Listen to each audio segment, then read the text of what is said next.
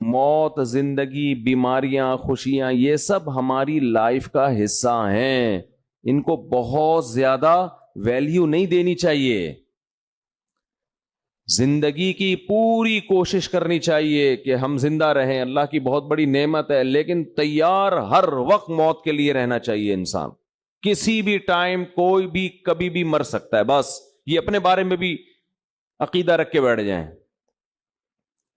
جب قبرستان سے گزرے نا تو تھوڑی دیر ٹھہر جائے کریں وہاں پہ، مردوں کو دیکھیں، اندھیروں کو دیکھیں. قبرستان رات میں جانے میں زیادہ عبرت ہوتی ہے. کل ایک صاحب کہنے لگے میں قبرستان سے گزر رہا تھا رات کو، مجھے تو بڑا خوف آیا. میں نے کہا یہ تو کچھ بھی نہیں ہے بھائی، یہ اندر کی جو پوزیشن ہے نا وہ اس سے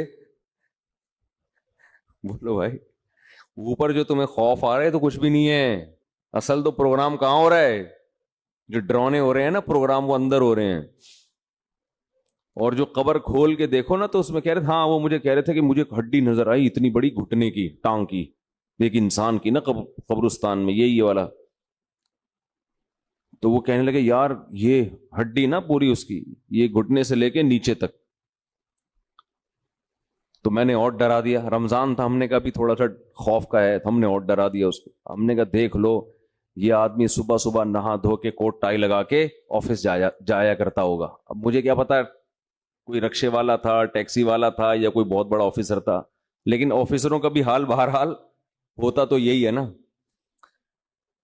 تو میں نے کہا یہ صبح صبح نہا دھو کے کوٹ ٹائی میں پرفیوم لگا کے اپنی لینڈ کروزر میں بیٹھ کے جاتا ہوگا. اور اب کیا حال ہوا ہے، اس کی ہڈی نکال کے لوگ دکھا رہے ہیں کہ یہ قبرستان سے کیا نکلی ہے. وہ ہے بھائی، بولو بھائی، ہڈی. کل ہمارا بھی یہی حال ہوگا. اور یہ تو ابھی اچھی کنڈیشن میں ہے، ہڈی سے پہلے کیا حال تھا جب لاش میں کیڑے پڑتے ہیں اور سڑتی ہے لاش اور پھولتی ہے اور پھٹتی ہے. 2 منٹ میں انسان کی اوقات پتہ چل جاتی ہے یہ ہے کیا. یہ فن خان بنا پھر رہا تھا، اور اب کیسے دفناتے ہیں نا لوگ، بدبو نہ آ جائے لاش میں، اس کو دفناؤ جلدی، مٹی ڈالو اس کے اوپر.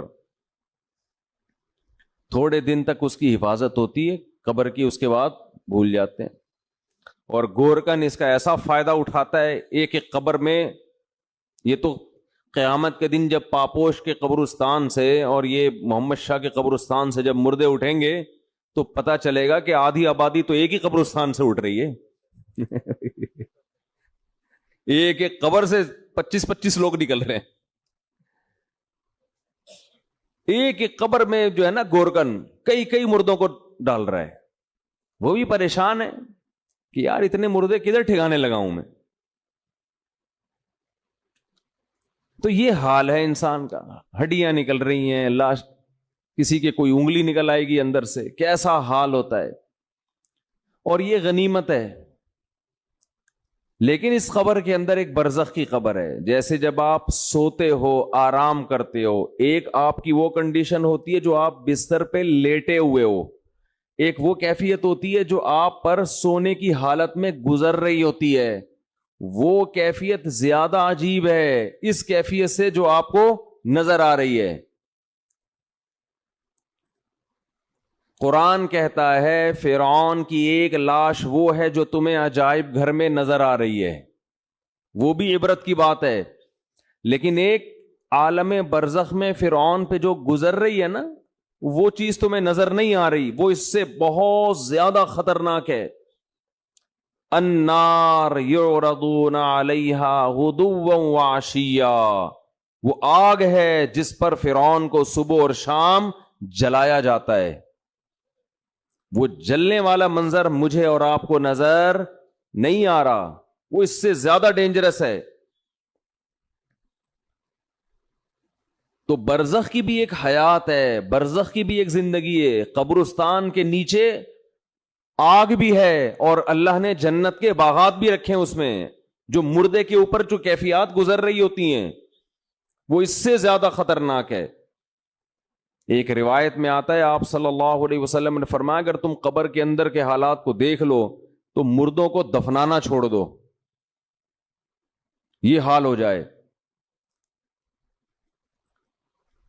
تو دنیا کے بارے میں یہ تصور بٹھانا کہ یہ مسافر خانہ ہے، یہ دل لگانے کی جگہ نہیں ہے، یہ کھوپڑی میں بیٹھے گی، یہ بات دو کام کرنے سے، ورنہ یہ بات کھوپڑی میں بیٹھے گی نہیں۔ ایک تو روزانہ سوچنا چاہیے اور موت کا تذکرہ بار بار کرنا چاہیے، قبرستان بار بار جانا چاہیے۔ اس عمل سے انسان کو یہ احساس ہوتا ہے کہ میں دنیا میں رہنے کے لیے نہیں آیا۔ نبی صلی اللہ علیہ وسلم نے فرمایا کنت نہیتکم عن زیارت القبور فزورها فإنها تذکر الآخرہ، میں نے تمہیں قبرستان کی زیارت سے منع کیا تھا۔ لوگ پہلے بدعتیں کرتے تھے، وہاں شرک ہوتا تھا، فرمایا اب تمہیں اجازت دے رہا ہوں اس لیے کہ قبرستان جانے سے آخرت کی یاد تازہ ہوتی ہے، احساس ہوتا ہے کہ کل ہم نے بھی لیٹنا ہے یہاں پہ۔ دوسرا کام جس سے دنیا کی محبت کم ہوتی ہے وہ ہے اللہ کی راہ میں مال خرچ کرنا، خرچ کرنے کا جذبہ پیدا کرنا چاہیے۔ الذین ينفقون اموالهم ابتغاء مرضات اللہ وتثبیتا من انفسہم، سورہ آل عمران میں اللہ کا نے ارشاد فرمایا کہ نیک بندے اللہ کی راہ میں مال خرچ کرتے ہیں دو کاموں کی وجہ سے، ایک اللہ کو راضی کرنے کے لیے، وتثبیتا من انفسہم، اور ایک اپنے آپ کو دین پر مضبوط کرنے کے لیے، اپنے دل سے دنیا کی دولت کی محبت نکالنے کے لیے۔ یہ جو نوٹ ہوتے ہیں نا، نوٹ کڑک کڑک، پہلے زمانے میں صوفیاء کرام اپنے مریدوں کے دل سے دنیا کی محبت نکالنے کے لیے ان سے نوٹوں کو جلوایا کرتے تھے۔ اب آپ نہ جلائیں، یہ ٹھیک عمل نہیں ہے، لیکن پہلے ایسا علاج ہوتا تھا۔ جی جلائیں گے بھی نہیں صحیح ہے۔ تو وہ ایسے جلواتے تھے، ہمارے حضرت پورا وہ بتایا کرتے تھے نا کہ جیسے 5000 کا کڑک نوٹ لیا، اب جان اٹکی بھی ہے نا اس 5000 کے نوٹ میں، تو ادھر سے آگ لگائی نا کنارے سے، آہستہ آہستہ، ایک دم سے نہیں جلا دیا، آہستہ آہستہ جل رہا ہے، اور اس کو جلتے ہوا دیکھیں تو وہ ادھر جلے گا، ادھر اندر سے کیا جلے گا؟ دل۔ تو جب دل اندر سے جلے گا نا تو جلنے سے جراثیم آپ کو پتہ ہے کیا ہو جاتے ہیں؟ ختم۔ تو دل کے اندر جتنے وہ نوٹوں کی محبت کے جراثیم تھے اور محبت کے جو گٹر ابل رہے تھے وہ آہستہ آہستہ ختم۔ یہ کام آپ نہ کریں، یہ جائز بھی نہیں ہے،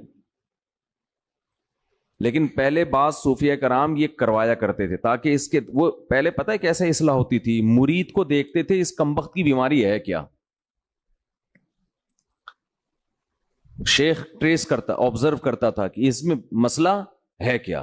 وہ کہتے تھے یہ نماز تو پڑھتا ہے، یہ جناب رشتہ داروں سے بھی اچھا سلوک کرتا ہے، سب کچھ ٹھیک ہے، لیکن اس کے اندر فالٹ یہ کہ یہ نوٹوں سے بہت زیادہ محبت کر کے بیٹھا ہوا ہے، اس کو پیسوں کا نقصان برداشت نہیں ہوتا۔ پھر شیخ اور مرشد یہ کرتے تھے اس کے دل سے پیسے کی محبت نکلواؤ۔ اب تو بہت سے شیخ، سب نہیں، اچھے تو ہر جگہ ہیں، بہت سے شیخوں کے دل میں جتنی پیسوں کی محبت ہوتی ہے اتنی تو مریدوں کے دل میں نہیں ہوتی۔ وہ شیخ اپنے مرید کی جیب پہ نظر رکھ کے بیٹھا ہوتا ہے، کمبخت نے 6 سال ہو گئے آج تک ہدیے کے نام پہ 1 روپیہ بھی نہیں دیا ہے۔ آج خرچ کرنے کے جو فضائل بیان کیے جاتے ہیں اس کا مطلب ہوتا ہے مجھے دو، صحیح ہے نا؟ کیا مطلب ہوتا ہے؟ جب بڑا بھائی چھوٹے کو سمجھا رہا ہو یا چھوٹے بڑا کو سمجھا رہا ہو کہ اسلام میں خرچ کرنے کی بہت فضیلت ہے، تو اس کا مطلب ہے مجھے پیسے دو۔ اس کا مطلب کیا ہوتا ہے؟ مجھے پیسے دو۔ بیوی شوہر کو جب سمجھا رہی ہوتی ہے کہ انسان کو سخی ہونا چاہیے، کھلا ہاتھ ہونا چاہیے، اس کا مطلب پیسے نکالو۔ شوہر بیوی کو جب سمجھا رہا ہو قناعت اسلام میں بہت زبردست چیز ہے، اتنا مت ہاتھ پھیلاؤ کہ کل قرضہ لو، اس کا مطلب ہوتا ہے مجھ سے پیسے مت مانگو، 5 روپے بھی نہیں دوں گا میں تمہیں۔ تبھی تو نصیحت کا اثر نہیں ہوتا نا، کیا خیال ہے بھائی؟ نصیحت کا اثر ہی نہیں ہوتا۔